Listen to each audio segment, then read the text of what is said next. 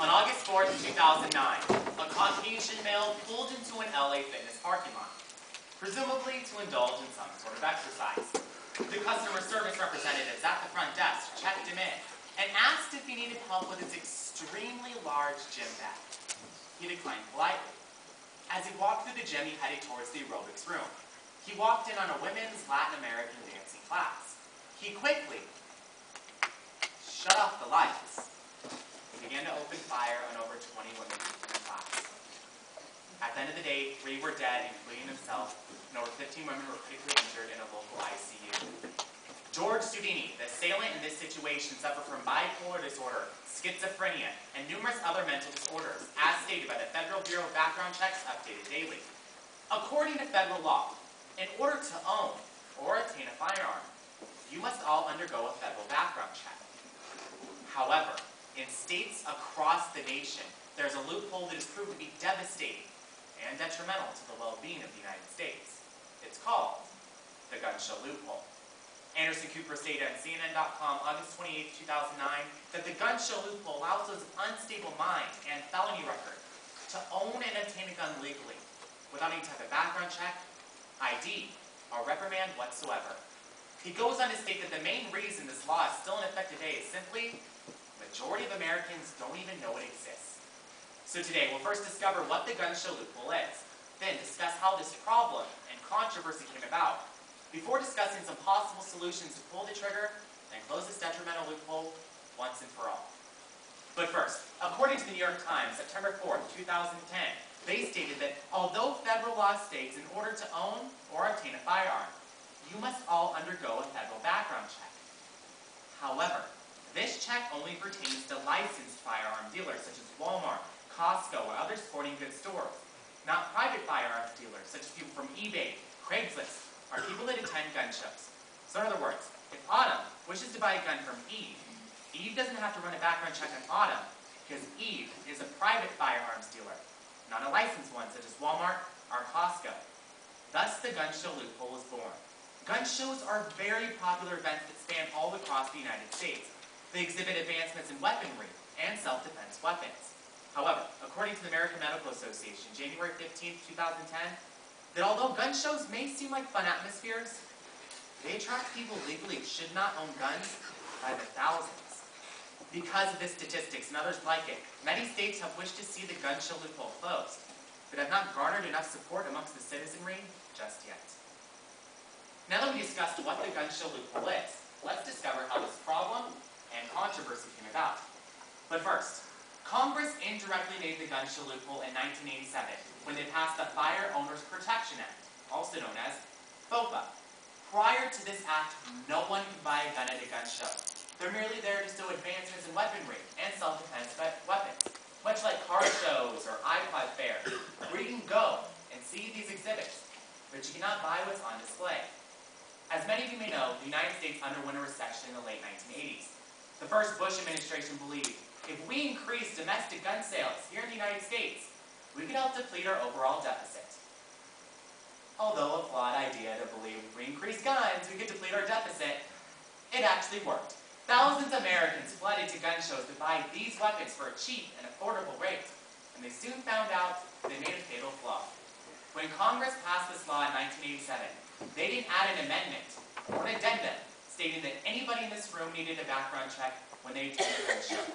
Because of this, many states have wished to see the gun show loophole closed. States such as California, Oregon, Washington, D.C., Massachusetts, Texas, and Maine have bills before their state legislatures to help end this gun show loophole. But according to Senator Barbara Boxer on her website, ca.senate.gov, updated daily, that the main reason Americans don't want to close this loophole is simply they don't really know what it's about and believe that if we close it, it's violating our Second Amendment rights to bear arms. Now that we discovered what the gun show loophole is and discussed how this problem and controversy came about, we can finally discover some possible solutions to pull the trigger and close this detrimental loophole once and for all. First, on a governmental level. Last September, the House of Representatives put a bill that is still undergoing sponsorship. It's called the Gun Show Loophole Closing Act of 2009 and 2010. What this specific bill would do is mandate federally, all across the United States, that no one in this room can buy a gun at a gun show without a background check present and a state or federal ID present at the time of the weapon selling. Because of this, many people believe we shouldn't close the gun show loophole because it violates our Second Amendment rights to bear arms. However, according to a nonprofit special interest group in the LA Times, January 15, 2010, they stated, I quote verbatim, that we as gun owners wish to see the gun show loophole closed. If we as gun owners want to progress into society and have the American people back on our side, we must close this detrimental loophole. If we as gun owners want to ensure our safety of our children, our family members, patriots, countrymen and women, we must close this detrimental loophole now, for today and forever. That is from the most conservative organization in the United States, the National Rifle Association. If the NRA is behind this specific endeavor to close this loophole, we can see a huge underlying problem in today's society. I brought a petition here today, directly printed from the House of Representatives.gov website, that I urge you guys to sign after this showcase, which has collected over 5,000 signatures this past forensics year. What this specific petition does is urges people all across the United States to support the closure of the gun show loophole. It doesn't matter what state you come from, or what state you currently reside in. It just urges and brings more awareness about this deadly issue. But second, and most importantly, on an individual level, get educated about this matter. Tell your family members or friends that buy these guns at gun shows, not to buy from me, Eve, or Autumn, but rather buy from Walmart, Costco, Big Five, or other sporting goods stores. That way you're ensuring that the gun did not commit prior crimes, and that you're supporting local and federal background checks. Now many of you may believe that this doesn't affect me. My friends don't buy guns. My family members don't buy guns.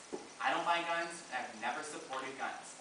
However, Jenna, when you attend your local 24-hour fitness, or Vanessa, when your daughter attends her local high school, the person sitting next to her in class, or standing next to you on the treadmill, may in fact purchase a weapon when they legally should not have.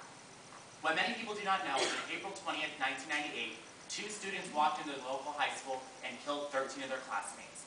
The 2 assailants in the Columbine High School shooting bought their guns 3 days prior at a Littleton, Colorado gun show. They were 17 years of age. They should be 21 years of age in order to buy this weapon. Because of this, many people believe we should close this detrimental loophole. Last April, I attended the world's largest gun show here in San Diego, California, held every year in May and in September at the Del Mar Fairgrounds. I purchased 3 firearms, despite the fact I'm 20 years of age. You have to be 21 years of age federally in order to buy a gun here in the United States. I have pictures on the website, coalitionstopgunviolence.org, that you guys can view me holding these guns at this gun show, when legally I should not have bought them anywhere else. Imagine, at your workplace, or at your gyms, or your daughter's high school, people can buy these guns legally without any type of reprimand, violence, or any type of government insight whatsoever. So today, we first discovered what the gun show loophole is, then discussed how this problem and controversy came about, and then finally discovered some possible solutions to pull the trigger and close this detrimental loophole once and for all. George Soudini, the assailant in the LA Fitness shooting, could have simply been prevented if we as Americans stood up and closed the gun show loophole. But now 3 women, instead of attending their local salsa class every Thursday, reside in a local cemetery, and 4 of them are extremely paralyzed. Secretary of State Hillary Clinton once said that we as Americans, countrymen and women, and patriots, must prevent the contingencies and what-ifs of today. If that means closing the gun show loophole, then so be it. Because our future generations will judge us harshly on the contingencies and what-ifs that we as Americans did not prevent today.